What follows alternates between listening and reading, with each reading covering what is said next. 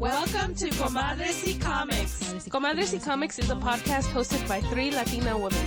We highlight the Latinx presence in the comic book industry as creators, characters, and fans.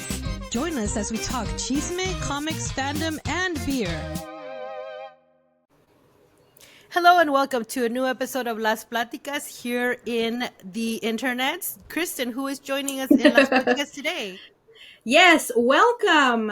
Just as a reminder, Las Platicas is a show hosted by us, Comadres y Comics podcast, where we meet with creators and friends to talk about upcoming projects, events, and all around awesome news in the comic community. Today, we have the pleasure of speaking with multiple awesome guests who are here to tell us all about Come Out and Play, the queer sports project. Come Out and Play is a full-color paperback comics anthology celebrating LGBTQ plus people and their experiences in sports. Co-editors Meghan, Kemp-Gee, and Praz, and comic artist Mihael Peralta are all with us today to discuss the current Kickstarter campaign that will help Stacked Deck Press publish this anthology and allow over 24 queer comic creators to tell their stories about athletic joy, love, heartbreak, participation, inclusion, discovery, and my favorite, rebellion. Welcome everyone to Las Platicas. Welcome everyone. Thanks for having us. Yes, absolutely. I'm excited to be here. So one of the things that we love to do here on Las Platicas is to ask our guests to kind of give their origin story of how they came to the comic industry and how just overall you became involved with comics. So Meghan P, I'm just going to use your initial. Can you go ahead and get started? Sure. My origin story in comics actually is very relevant to the poster behind you because when I was in middle school, a friend, I was always drawing, and a friend handed me an issue of the X-Men and said, "I think you'd like this." And that was it. I started reading the X-Men and I became obsessed with comics and trying to draw them. I work professionally in animation. Okay. As you know, it's kind of hard to produce your own animated thing, so I'm always doing side projects, and comics have always kind of been my first love. So I'm always doing comics on the side. I love that you can just tell your own story, and you can do it with just one person, and sometimes 2 people if you have an amazing collaborator like the other Meghan. Sometimes you have more than that if you make an anthology. But that seems like a good place to toss it over to the other Meghan. Yeah. Yes. Well, very similar to other Meghan. I was really into reading comics as a kid. I guess my way of getting into comics, I did a little bit of comics criticism back in the day at a really awesome website called the Rainbow Hub, which fortunately is no longer publishing, but it was a really cool space for comics criticism and LGBTQ writing of all kinds while it was around. And I started writing for some anthologies, but really I got into comics to work with my friend Meghan here. We made a comic about Ultimate Frisbee for many years called Contested Strip, and last year we kind of published our masterpiece, which is a full-length graphic novel called One More Year, which is about Ultimate Frisbee. It was a labor of many years, but it is kick-ass, and we're really proud of it. Yeah. Yeah. That is so cool. Ultimate Frisbee. That sounds really, really cool. Yeah. What about you, Mihael? Yeah, I've been reading, I've also been reading comics since I was a kid. I didn't really get into drawing until a few years ago. And one of my first comics was for Stacked Deck Press for the anthology We Belong. So that kind of I applied to that, and in my portfolio, I think I only had maybe one comic that I did for the Miss Marvel comic, so it was a fan comic. And, getting accepted into this type of projects kind of made me feel like, okay, this is something I can do. I had a lot of ideas and stories I wanted to tell. So it was very encouraging to find a place where I could tell them. That is super awesome. Cool. Yeah, definitely. I always used to watch longingly from afar people playing Ultimate Frisbee in college. And I was like, that looks so cool. And I don't know where I was here. where I saw a cage and someone was like, "What is that?" I'm like, "Oh my gosh, that's for Ultimate Frisbee." But I've never actually played, so I'm going to live vicariously and I'm going to check out your book. Thank you. Yeah, it's on Amazon. We can send you a copy. Yeah, oh, we'd be happy awesome! to send you a copy. Oh, nice. Yay. Guys, please share a bit about your personal journeys within the LGBTQ plus community and how it connects with your work on Come Out and Play. We'll start with Megan K. All right. I mean, I will say that my connection to the LGBTQ community has always like largely been through sports and comics. I would say like the way that I felt like most accepted and most part of the community and like connecting with other people. This project means a lot to me. It was really originally the brainchild of other Meghan and Tara Avery, who's our editor in chief at Stack Deck Press. But when they came to me with this idea, it really just felt right. Yeah, for those reasons. That's so cool. I find it so awesome that comics and sports can do that for so many people in so many different ways, is to make them feel like they belong and connected to other people. So I really love I really love that this book is coming out and showing that kind of like intersection with those. So sorry to interrupt.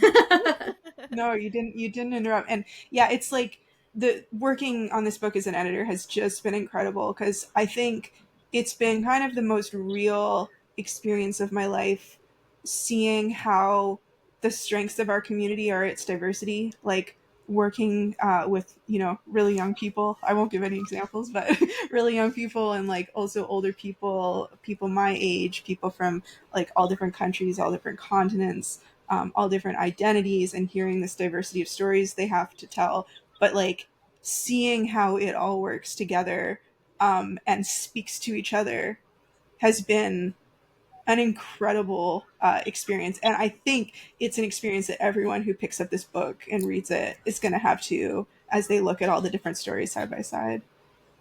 Wow. That's awesome. Very powerful. Mihael, would you like to add anything? Yeah, well, my relationship with the LGBT community is mostly through like online communities because well, I grew up in Venezuela and over there I didn't really have a space to be myself because well, a lot of social issues that were that are still a thing. So I really like, I mean, when I was accepted into We Belong and also when I was accepted into this project, that it's really, like, it means a lot to me to be able to, like, be in spaces with other queer people, even if they're, going through different things than me or, different contexts, it's still, like, I feel, like, connected into, like, the bigger picture of it all. I think that's wonderful how you're mentioning the connection between a lot of people through the internet and like a lot of groups like that, maybe not like personally meeting anyone, but having like a connection beyond just being in front of someone. I think that's really wonderful. Yeah, I feel like that's a connection that helped me a lot in Venezuela because there, like, yeah, like I said, like there I didn't really meet any people that understood me.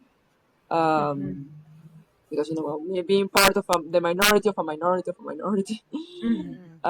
So the internet was really like powerful to me because I could reach out to other people across the globe that maybe they were also trans or stuff like that. Megan P, would you like to add anything? Sure. I'll just add that I've loved sports my entire life. I grew up playing every sport, and I just think that I was also, so much of my community has come through sports, but I wasn't able to be out when I was younger and playing sports. So I kind of, when I think about Come Out and Play, I think of making the book that I wanted young Meghan to have, like a book where that we could just like show there's so much queer joy in sports. I have met so many amazing people through playing sports throughout my life, and I think a lot of our media revolving sports, queer people are often like erased from it. And especially right now, I feel like it's really important to celebrate queer joy, celebrate queer people in sports. And I also feel a big responsibility to kind of protect the trans community. I play a lot of gay flag football right now, and I play with many trans women, and they're accepted and they're amazing. They're just a wonderful addition to our community. And I guess part of why I wanted to do this project is like, I just feel a responsibility to just not only like support those people, but like let them tell their stories in sports. Because there's only so many stories that we can tell, Meghan and I, as like cis white women, and we wanted to give a platform for all these other people to like share their stories as well. So that's, I think, why it's near and dear to our hearts. That's beautiful. So, as editors, Meghan's, was there any challenges that you faced in the creative process, getting all these different voices together? Anything in particular that you had to overcome? I think like getting the gang together was relatively smooth and actually delightful at times. Just kind of watching the pieces of the puzzle fall together. I won't speak for other Meghan, but I felt at times a kind of a sense of imposter syndrome. I think when it came to acting as editor, for people like Wilfred Santiago, who is just an absolute like masterful cartoonist, and like getting the guts to like give him a small editorial note was like difficult for me personally. Yeah. I think it was one of those situations like, this is my first time as like a real editor, so getting real with yourself and saying like, I have the skills, I can walk into a conversation and be valuable. I think at first you have to sort of get over that little personal hump of courage. So that was, I think, one difficult thing. But once the actual process started, I think our creative process, our editorial process was mostly smooth and illuminating and really productive. I think we put together a really wonderful book. Yeah. Awesome. Yeah, the only thing I think I'll add to that is, Meghan, I do want to shout you out. You've done an incredible job. Like, just watching you work as an editor, because I'm more of a pictures person, Megan's more of the words person, and just like watching you make suggestions on people's work and just seeing you in action, and how, I think it's a matter of figuring out like, in which cases, like sometimes you just get out of an artist's way and you just let them do their thing, and then knowing when you can make like a suggestion and they can take it or they can not take it. But I do want to say that you've done an incredible job. I've watched this project grow from the beginning, and you do such a good job of like helping people tell the best version of their stories. So shout out to you. Aww. That's so kind. I just say you shouldn't have imposter syndrome. You've done great. And Mihael, is there any difference in the creative process when you are contributing to an anthology as opposed to a single issue or a graphic novel? Are there any differences that you as a creator have to deal with that might be challenging for you? I think it's mostly, working with editors and, making sure that my piece, like, I guess, plays into the harmony of the whole book. Because I'm working with like a bunch of other people, so it's not just that I can do whatever I want to do. I have to like follow certain rules and the prompts and the themes. So I mean, I do like that because the end product is amazing. Like I have some of the anthologies that I've worked on in my shelf, and it's like it makes me so happy to see it every time. So it's really nice to work with other people like that. Can I just say also that like, Mihael, you can go online and look at his work, and it's clear he's very talented, but he is such a open and curious and creative collaborator. Like both of us, me and Meghan, like we're really inspired. He was in sort of a tougher spot, I think, as he said, like having a smaller portfolio when he submitted, but being one that we instantly loved and wanted in the book. It was like just an unfortunate statistical thing that we got so many pitches about swimming stories. It was like an embarrassment of riches. So many people wanted to do a swimming comic. So when Mihael submitted a swimming love story, we had to come back to him and say, would you be interested in doing swimming, but with a slightly different twist to give us something that else that we don't already have in the book.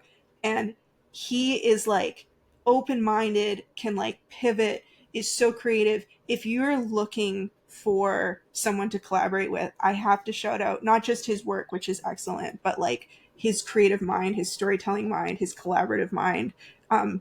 Amazing just to work with him on this project. That's so sweet. Thank you. And I have to just also say that, yes, I did check out some of your work, Mihael, and it is amazing. I really enjoy your style, so I can't wait to see your story in this anthology. Oh, thank you. Mihael, as an Afro-Latino creator, how did your ethnicity and culture influence the themes and characters in your contribution to this anthology? It's a whole like long story, but like basically it was just recently that I basically realized that like, okay, I'm mixed, I'm black. And because I think especially in Latin America, I think because of the whole like colorism and racism thing is very different. So sometimes it's like, oh no, I'm not black, I'm Venezuelan, and it's like, no, but that's not like a race. So basically I went through that process, and it was like at the same time as I was getting into drawing comics. So I try to like put that, in everything that I do in whatever way I can. This comic has no dialogue, but I try with the design and with the theme that it also fits into how I feel, not only as a trans man, but like as a black trans man. So the main theme of the comic is like just being in the sidelines, and I think that's a big theme, especially now that I moved out of Venezuela and I'm in a place with like more white people, more white Latinos, to say something, to like put it on a label. And it kind of feels like that, like not fitting in, being out of the cast, stuff like that. Wow. You mentioned there's no dialogue in your piece, but I really have to just sing the praises of books that we've read over the last couple of years that had no dialogue, like Isla, that won the Eisner Award. I believe it was either last year or the year before. Was it Isla to Island? Isla to Island. Yes. And there were no words. And when I started reading it, I was like, no words. Oh my goodness. If you listen to the podcast at all, you'll hear me say over and over again that I was late to comics, and so I have a hard time forcing myself to look at the pictures. I just read because I was a voracious reader as a kid, and so I read all the words and I have to remind myself to go back and look at the pictures. So these books that had no words, I'm like, how am I supposed to know what's going on? And when I say that book brought me to tears with just the way that the artist was able to portray so much emotion and just the energy and just the thought process that you can see just come across in those pictures. So I even think that sometimes those comics that are just the visual part of the story are even so much more impactful. Yeah, definitely. Definitely. Scott McCloud has this really good bit in Understanding Comics about talking about text and image like a tango, like two dancers dancing together, and making good comics is just a matter of knowing like when it's each person's time to lead. But I will say that like what you're saying about when textless comics work really, really well, like a World Just Out of Reach, which is Mihail's wordless comic in this anthology, it's sort of like when you hear a singer sing a cappella and it really works. And you couldn't imagine it any other way. Right. I think it's sort of similar to that. Oh, that gave me chills.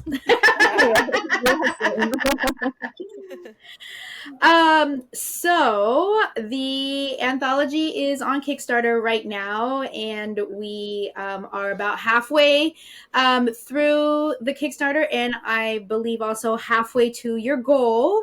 Are there any previews of stories and voices featured in the Come Out and Play anthology that you might be able to share with us? Give us a little preview of what you've included and maybe what themes or experiences that you wanted to explore in the anthology. Yeah, so many. There's so many good comics, but I'll briefly shout out a couple. There was one by this guy, Andy Casadante, it's actually his first time being published in an anthology, and he wrote this comic like A Lonely Heart on Fire, and it's about him both falling in love with the sport of running and falling in love with like his fellow running mate, like teammate, I guess. And it's beautiful. The color palette looks like Call Me by Your Name. It's absolutely gorgeous. Oh, and wow. and I swear it glows somehow. yeah, his color palette is just fantastic, and it'll make you feel things. Megan, you want to talk about R.K. Russell?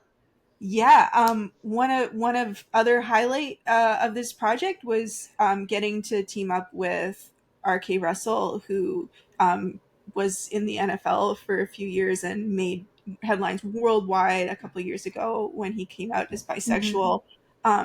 He's not just an athlete; he's also a memoirist. I was familiar with his work from his poetry, actually, because I'm doing academic work on sports poetry, and he's one of the only pro athletes really ever who's written poems about sports. So I read his work with interest, and we got to meet him and know him, and he's never written comics before, but he is such a good storyteller. We knew he'd be great at this, so he adapted one of his poems called Football is Not War, working with Wilfred Santiago, who's an amazing graphic novelist. Incredible. If you don't know his work, check him out. But they created this comics poem basically that has all this imagery that will just make your jaw drop.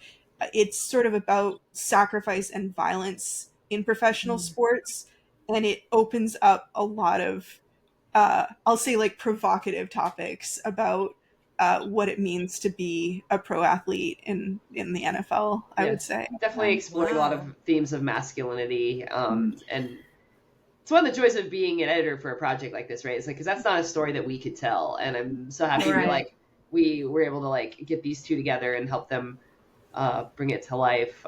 Just to touch on a couple more.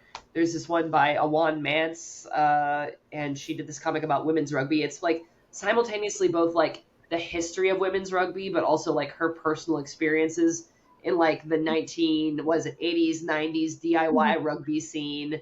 That one reminded me of Ultimate Frisbee, so it was near and dear to my heart. But yeah, it's funny, and it talks about like Title IX, so it's both like informational and entertaining. I don't know. Are there any other ones that we should be shouting out? There's so many good stories in this book. Yeah, there are so many good stories. As I mentioned, we have, I think, 4 swimming stories in the book. So, low-key, if there are any swimmers out there hungry for swimming comics, we, like, accidentally made a swimming anthology as well as a sports anthology. Turns out swimming is really gay. What is it about swimming that... But there's a lot of themes of just like feeling like yourself in the water, it seems like. That really seem to resonate with queer people and the LGBTQ community. Well, that's interesting. Are there any sports that you were surprised to get submissions from? Gay rodeo. Gay rodeo. Gay Yeah. rodeo. Oh my gosh! That sounds amazing. I love that. And actually, I think that story by Steve McIsaac is going to be one of the highlights of the anthology. Oh, I love Steve. Yeah. He was one of the people who gave me major imposter syndrome. Like, I'm like, how dare I, give him a note, breathe his air, But yeah, the comic he wrote about gay rodeo, it is like a window into another world, but it's told from this like very close dialogue based relationship over like a few weeks and months between 2 characters. It's so well done. And yeah, you can just see like he's such a good storyteller. He's such a good storyteller. I've read a couple of his comics and they're awesome. So Oh, I love it. That surprised me that came out of their mouth, gay rodeo. So I can't wait. Yeah. We also got a really rad cricket story from Richard Fairgray, and it is it's a great story. I'm glad to have some cricket in there, but it's also, I think, the comic and the story that will stand out the most. I think when we read it makes you laugh, but also stand up and get outraged in various ways. It's an incredible story as well. So I feel like that actually describes Richard very succinctly. Yeah. Yeah. Makes you laugh, but sometimes you get outraged. Sounds right. Yeah, that's exactly right. I know you guys touched a little bit about having the imposter syndrome, and then talking about how dare I, edit this creator's work, kind of thing. But how did you go about curating a diverse and inclusive range of stories? I mean, how did that come about, and all the different voices in the LGBTQ community? I think major credit has to go out to our editor Tara Avery, who not just like knew how to put out the right call for submissions, and say the right things to get the right people, but also put us in connection with her amazing Rolodex of cartoonists who she's worked with previously, or she just knows. She knows everybody, and like I think just got us in some rooms with some people who again, yeah, like people who make the book what it is. It does feel like a mosaic or a puzzle, but like if you remove one piece, it wouldn't quite be the beautiful, colorful machine that it is. Yeah, I don't know if it was just, but yeah, I definitely shout out to Tara, echoing everything Megan said. And then I don't know if some of it was just luck too, because we somehow got like 5 continents represented in this book. Like we have What? Oh, wow. submissions from Asia, Europe, South America with Mihael.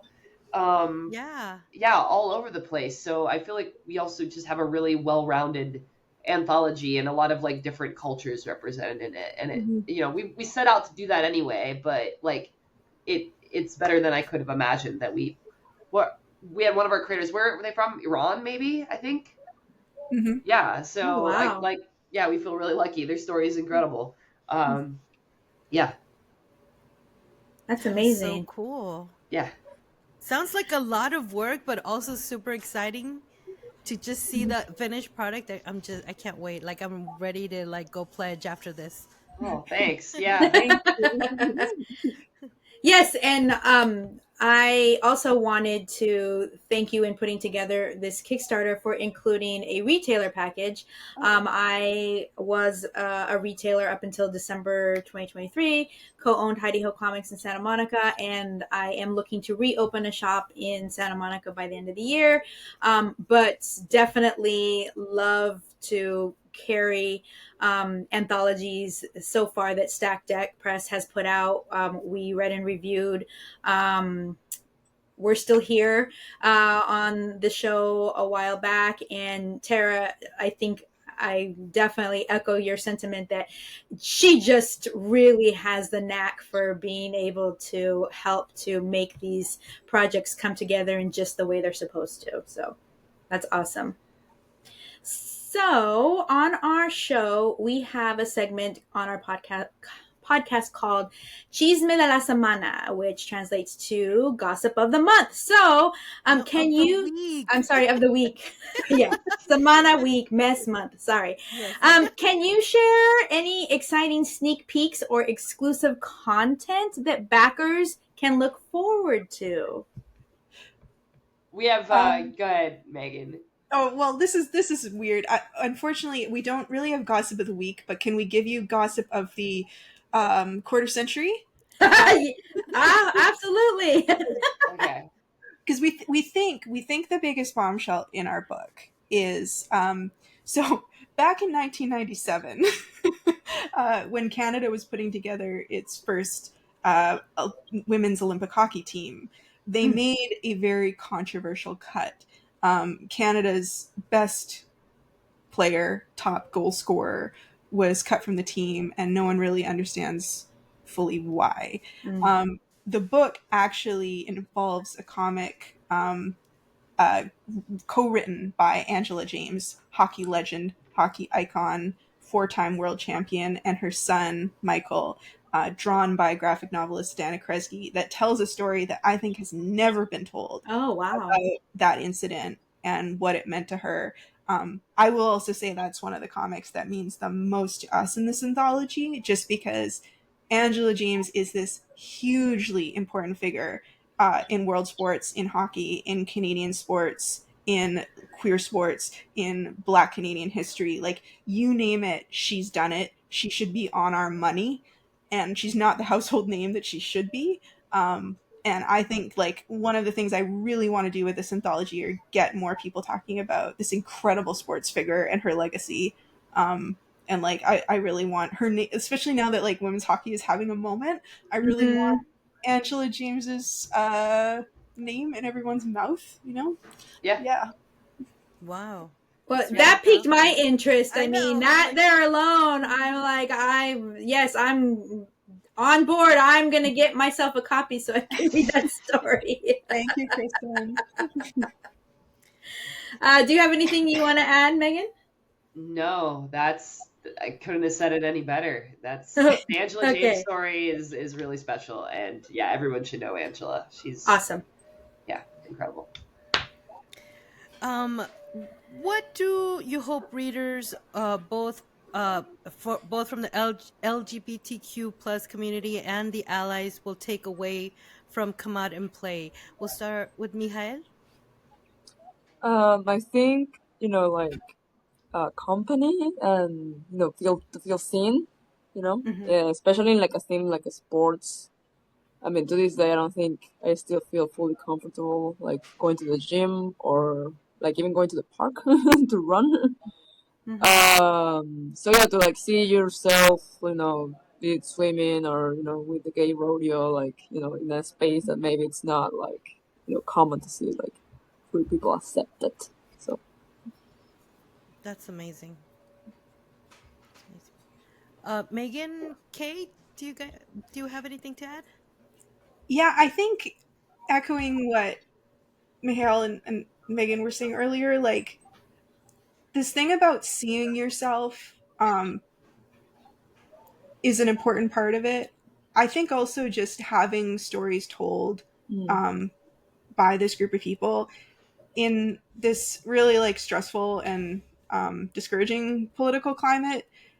I think you often see queer rights and trans rights like being litigated through the lens of sports. And I think it's a really important moment where, actual voices from those people don't get heard at all.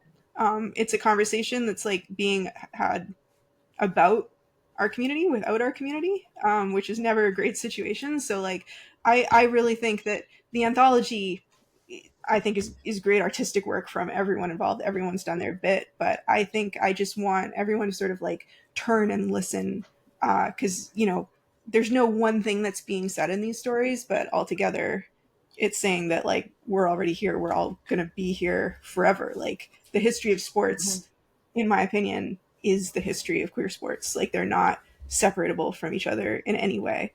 And that's just what I want to say. But I think that I want to show people that too with this book. Megan, Absolutely. Yeah, I think Helen Megan said it pretty well.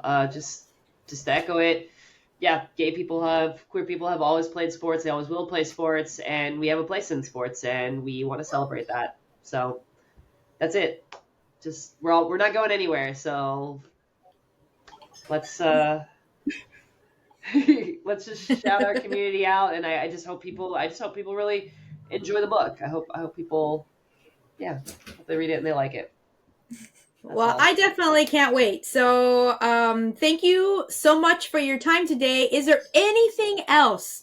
I can't even imagine what more you can say to convince somebody to back this project, your campaign, and get this book. I mean, I already have so many different reasons why, from wanting to see Mihael's textless comic to the gay rodeo to the ultimate frisbee. So I just want to give you an opportunity to share anything else you would like to share with potential backers for your campaign. Do it now. We've got 2 weeks left. So get on, join the campaign. We have over 280 backers. Join us, help us bring this thing to life. Absolutely. Yeah. And we'll definitely be talking this up. It just sounds amazing. And just for your own projects, where can our listeners find more information about your other works?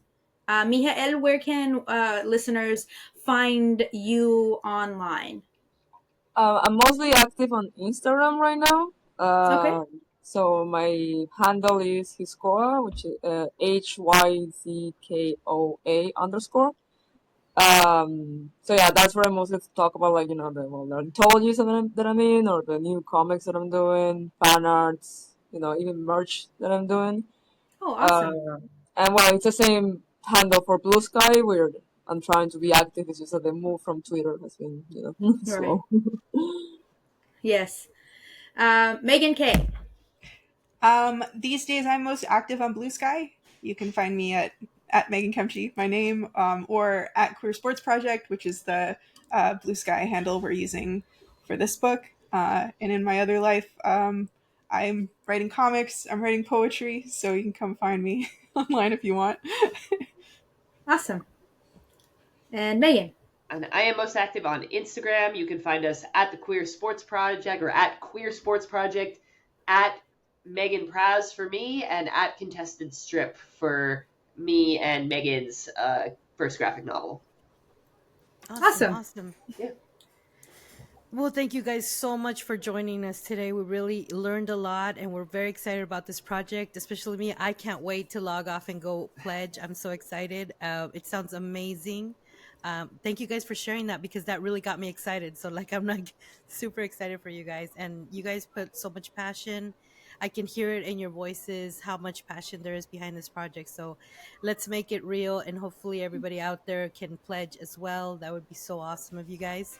Thank you so much for being on the show with us today. Thank you so much for having us. Thanks. It's a real pleasure to meet you. Yeah. Thank you so much for being here. We have been your hosts. I'm Sarah. I'm Kristen. And I'm Mihael. And I'm Megan. And I'm Megan. Bye, guys. Bye. Bye.